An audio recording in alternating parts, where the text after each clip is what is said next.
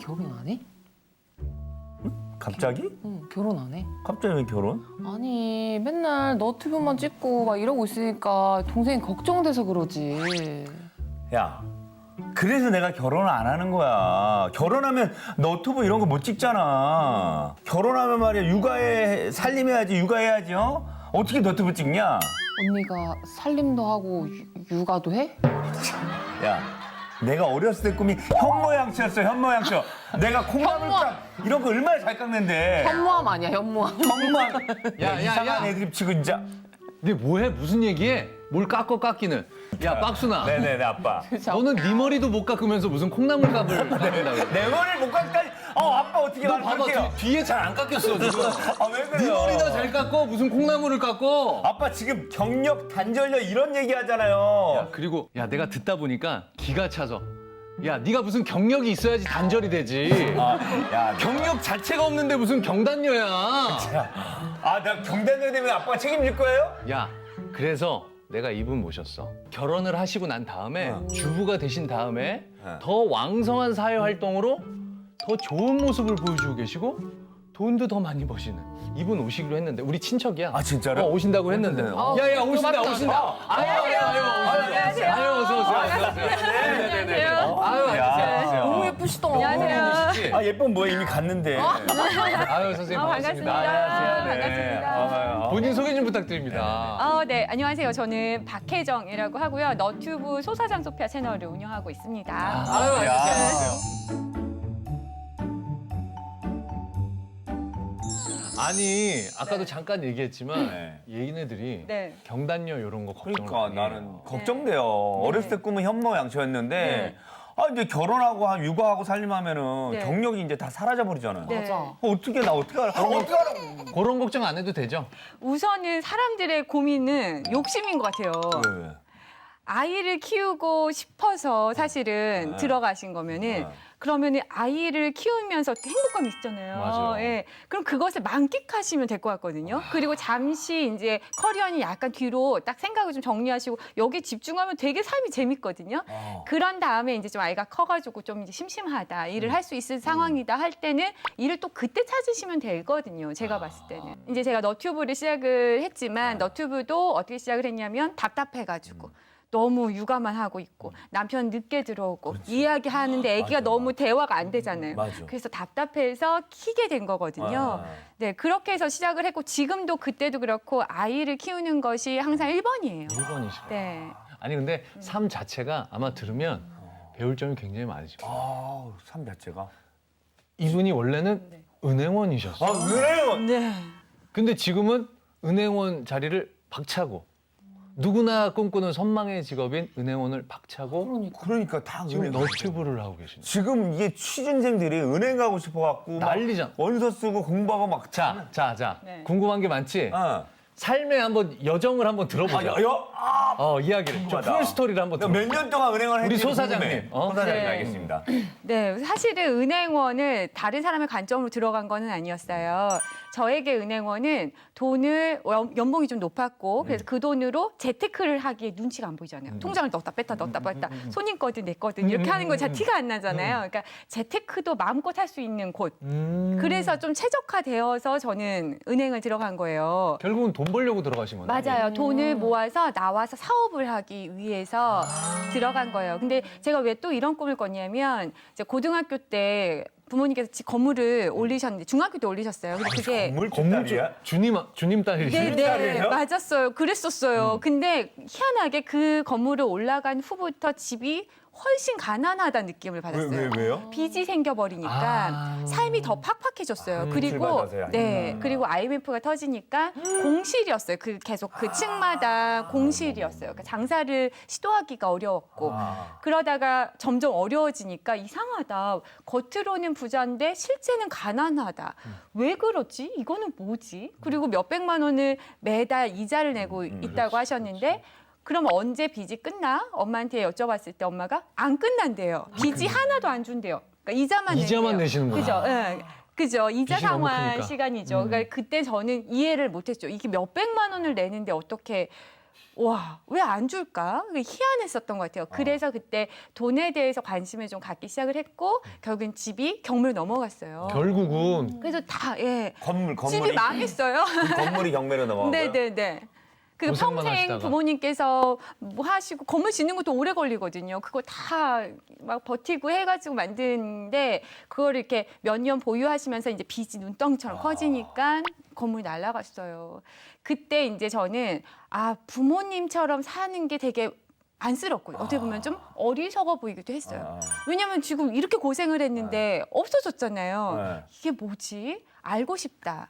돈의 노예가 아니라 돈의 주인이 되어야겠다. 이거 그때가 몇 살 그러니까. 때예요? 그때가 이제 한 18, 19살. 그래서 근데 그 생각을 굉장히 하셨어요? 네, 진로를 이제 굉장히 고민을 많이 하게 됐어요. 근데 아까워요. 어린 나이에 벌써 그러니까. 빨리 깨우치신 거야. 네. 18살에 그렇죠. 돈의 네. 흐름을 알고 싶다. 맞아요. 돈의 주인이 되고 싶다라는 생각을 하기가 근데 저는 부모님이 그런 경험을, 빚의 경험을 저에게 주셔가지고 네. 일찍 빚에 공부를 하게 됐잖아요. 네. 그러니까 되게 감사해요, 저는. 그러니까 자산을 물려주지 않으셨지만 그 경험 때문에 제가 지금 이렇게 일찍 공부를 하니까 되게 감사해요, 사실은. 그러니까 그런 이야기가 부모님은 속상해하시지만 저는 되게 감사해요. 네. 18살 때 그런 생각을 하고 내가 어떤 공부를 해야 되겠다. 어떻게 해 나가야 되겠다. 네. 플랜을 어떻게 했죠? 맞아, 그때 직장인이 되는 것보다는 사업가가 되어야지 큰 돈을 벌 수 있다는 생각을 한 거예요. 그러다 보니까 그 대학교가 의미가 없어져 버렸어요. 직장을 그 나이에 이미? 그렇죠. 직장을 안 가면 굳이 이 학벌을 내가 원치 않는 그 뭐 자연계열 공부를 할 필요가 없잖아요. 내가 학자가 되거나 의사가 되는 사람들은 공부가 필요하지만 그게 아니잖아요. 그럼 사업가가 되려면 중국을 가서 외국어를 배워서 무역을 하면은 그래도 사업가가 될 수 있지 않을까. 중국을? 그때 네, 이미 그 생각을 한 중국을 거예요. 보셨어요. 90년대. 몇 년도죠 그때? 90년대 후반이죠. 네, IMF 때니까. 99년도. 예.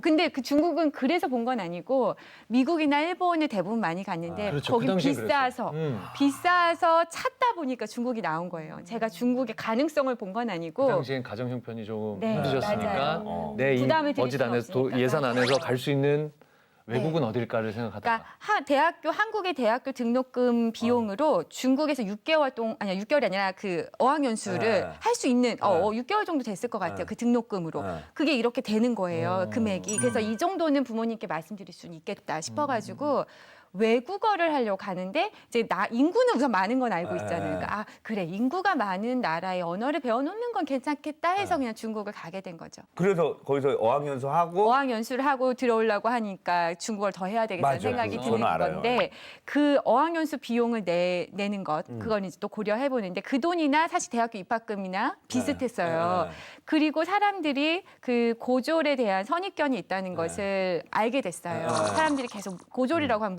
무시하고 그렇죠, 약간 그렇죠. 그런 게 있어서 간판이 하나 필요하긴 하겠다라는 네. 생각을 하게 이런 돼서 생각까지 하셨단 말이에요. 네. 그래서 딱 저는 정말 공부하려고 들어간 게 아니고요. 네. 간판을 딸 용으로 공부를 해가지고 대학을 들어간 거예요. 그래서 북경대를 공부를 해서 북경대요? 네, 들어갔어요. 북경대 네네. 선배님 안녕하십니까? 뭘 선배님이야. 선배님 안녕하십니까? 북경대 어학당 나온 거를 선배님 자꾸 북경대 안녕하십니까? 나왔다고. 북경대 북경대 안에 있는 곳에서 네, 어학당. 북경대. 네, 정말요? 선배님 안녕하십니까? 그리고 자꾸 북경대라고 자기가 아니, 계속 그래요. 같은 북경대 다녔잖아요. 같이 누우셨네요. 그 캠퍼스. 북경대학교 거기서 식당도 식당에서 가고. 식당 많은데 드시고. 식당에서 저 줄 서고 막 그러니까, 점심시간에 사람 예. 너무 많고. 박순아 창피하다.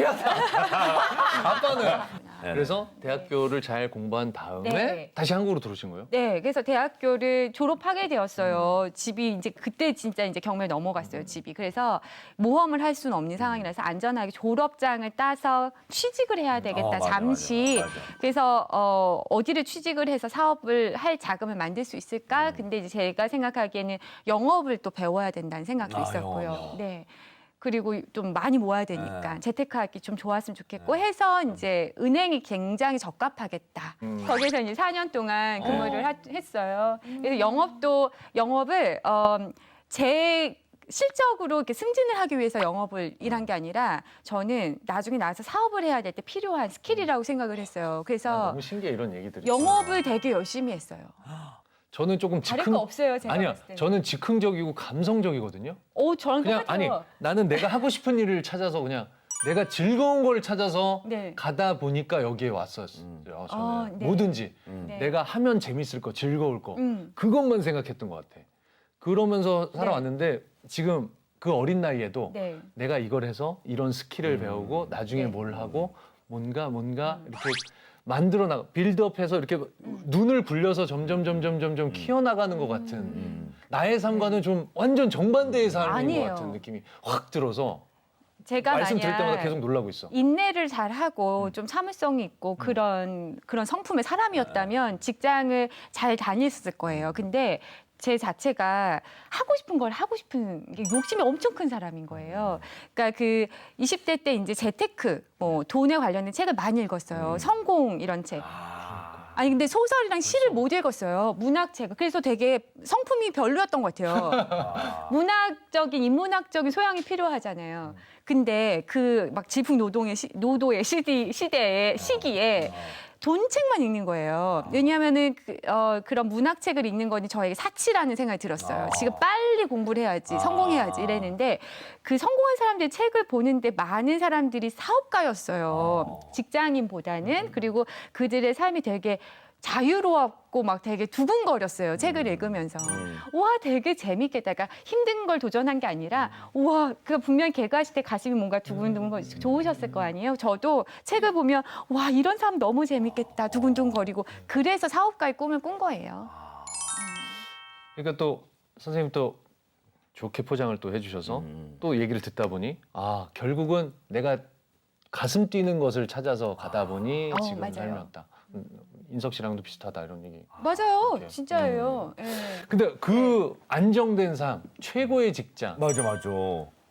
은행원이 정말 지금은 모르겠지만 정말 옛날부터 저희 아버지 시대부터 그러니까. 은행원이 최고의 직업이었잖아요. 네. 그 직장을 벗어 던지기가 쉽지 않으셨죠. 근데 그거 같아. 왜냐면 은행원을 했는데 어차피 올라갈 수 있는 건 한계가 있어서 그렇죠. 은행장은 못 가고 지점장까지 못 갈 거라는 생각을 가졌기 때문에 바꾼 거 아니에요? 아니에요. 만약에 그 우리 선생님께서 지점장이나 뭐 부은행장이나 이렇게 좀 루트가 생기거나 그렇다 그러면 안 바꿨을 거 아니에요? 아니에요. 그것도 아니에요. 아니래잖아. 네. 박수나. 네. 우선은 저는 자유가 더 안정보다는 자유가 더 중요한 거예요. 그러니까 출퇴근을 내 마음대로 안 하는 게 저는 더 중요했어요. 근데 우선은 어찌됐건 IMF를 저희가 겪었잖아요. 그때 많이 잘리는 모습을 봤잖아요. 우리가 경험이 없지 않잖아요. 맞아. 예전에는 그 전에는 은행은 들어가면 대기업이든 좋은 데 들어가면 20년, 30년을 다니셨었잖아요. 근데 우리가 IMF를 겪으면서 아 그게 아니라는 걸 확실히 알았잖아요. 그래서 저는 알고 있었어요. 아 그 자리가 안전하지가 않구나. 그렇죠. 그리고 또 실제로 들어가 봤어요. 그래서 저는 이제 한 3, 4년 일해서 사업자금 만져서 나가야지 하고 들어갈 때 그 우리 신입행원 연수 때 한라산에 올라갔는데 자기 10년 후에 나에게 편지를 쓰는 타임캡슐에 넣는 이벤트가 있었어요. 거기에 지금쯤이면 넌 네가 원하는 곳에서 원하는 일을 하고 있겠구나. 하면서 퇴직했다고 설마 쓸 수는 없으니까 이건 이제 입행했잖아요. 역시 볼 수도 있어. 볼 수도 있으실 수 있으니까 그래 원하는 일을 하고 있는 너가 있겠지 하면서 막 이제 나갈 걸 준비하고 썼어요. 자신의 들어갈 때부터. 들어갈 신입회원 연수에서. 이걸 다 본 거 아니야? 위에 근데 아무튼 뭔가 이렇게 모호하게 야, 애들 손도 가져와봐. 보셨을 수도 있으니까 그 대신 그냥 하고 싶은 걸 하는 것처럼 이렇게 썼어요. 그러니까 그만큼 들어갈 때부터 길게 다니거나 그런 생각이 없었지만 또 실제로 들어가 보니까 옆에 상사분들 보니까 잘려 나가는. 실제 불안하고 계신 거예요. 지점장님들, 부점장님이 실제 불안해하시더라고요. 그때가 몇 년도였죠? 그때가 이제 2005년도 입행했으니까. 그때는 IMF 어차피 지나서 다시 이제 안정기에 돌아왔을 텐데도 그래도. IMF를 겪었던 사람들이기 그렇죠. 때문에 항상 좀 어려워지면 이제 내 자리가 없다. 뭐 계속 그런 조바심이 느껴졌어요. 근데 이제 10년 후에 제가 저 자리에 가 있는 거잖아요. 근데 10년 후에 그 자리에 계신 분이 행복하고 되게 자유롭게 멋지게 사시면은 나도 열심히 해서 저 자리에 가야지 할 텐데 그게 아니라 불안해 보이고 여전히 초조해 보이고 또 힘들어 보이시니까 아 그래 역시 안전하지 않아. 내 스스로 힘을 키우는 게 안전해 이런 생각을 했었어요. 약간 안정적인 삶이 가장 불안해 보인다라고 느낀 거죠. 사람들이 안정적이라고 생각하시는 게 실제 불안정하다고 생각하고요. 저는 제가 안정을 지향한 사람이에요.